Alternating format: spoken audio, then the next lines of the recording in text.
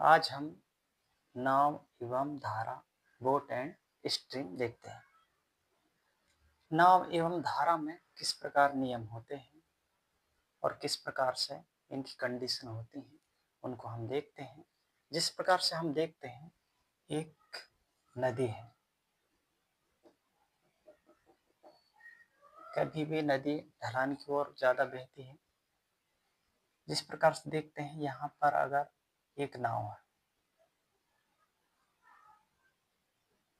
ये नाव है, अगर ये और ये नदी का बहाव है, ये धारा कहलाती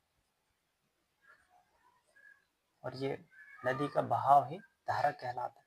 उसमें जो नाव चलती, नाव होती, सभी को पता है। तो इस तरह से हम देखते हैं कि धारा के अनुप्रवाह, धारा के अनुप्रवाह, ये कंडीशन देखना है। फर्स्ट कंडीशन है धारा के अनुप्रवाह। अनुप्रवाह का मतलब होता है सामान्य दिशा। मतलब है कि जिस ओर नदी बहती है उसी ओर नाव भी चलती है। तो नाव की चाल और धारा की चाल दोनों एक ही दिशा में होती है, तब हम लोग ये अनुप्रवाह कहते हैं उसे। मतलब दोनों की चाल अगर एक ही दिशा में हो तब हम अनुप्रवाह कहते हैं। इनकी सामान्य दिशा होती है, सामान्य दिशा होती है। और जिस प्रकार से अगर धारा की चाल और नाव की चाल दोनों अगर एक ही दिशा में है तो हमेशा हमेशा जोड़ा जाता है। ये तो ध्यान रहे, अगर धारा की चाल x है तो नाव की चाल हम लोग y, दोनों की चालों को जोड़ देते हैं तो निकल जाएगी इस तरह से। मतलब धारा की चाल अगर ये शांत जल में दिया है तो नाव की चाल हम नदी में आराम से निकाल सकते हैं। एक ही दिशा में है तो जोड़ना है, ध्यान रहे। दूसरा कहता है धारा के ऊर्ध्व प्रवाह, ऊर्ध्व प्रवाह, धारा के ऊर्ध्व प्रवाह। ऊर्ध्व प्रवाह का मतलब होता है अगर नदी इस ओर बह रही है, नीचे की ओर, हम लोग ऊपर की ओर विपरीत नाव चलती है इस प्रकार से, तब विपरीत चलती है तो हम लोग क्या करते हैं, धारा की ऊर्ध्व प्रवाह विपरीत दिशा में चलती है।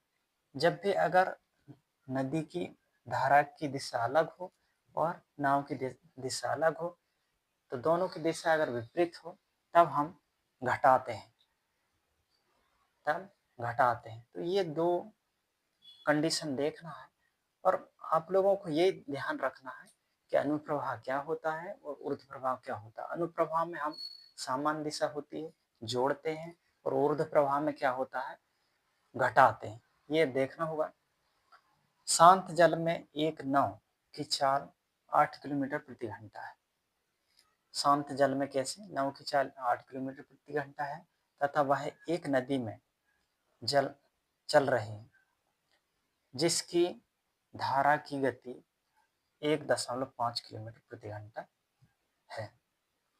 अनुप्रवाह में उस नाव की चाल क्या होगी। तब इसमें कंडीशन देखो, अनुप्रवाह आया, अनुप्रवाह का मतलब है सामान्य दिशा। तब क्या करेंगे हम लोग, सीधा सीधा 8 किलोमीटर प्रति घंटा को 1.5 किलोमीटर प्रति घंटा, मतलब ये है नाव की चाल और ये है धारा की गति। लेकिन ये शांत जल में है, हमको नदी के जो धारा उसमें ज्ञात करना है। तो नाव की चाल पूछा है उसने, तो नाव की चाल बराबर दोनों क्या कर देंगे, जोड़ देंगे।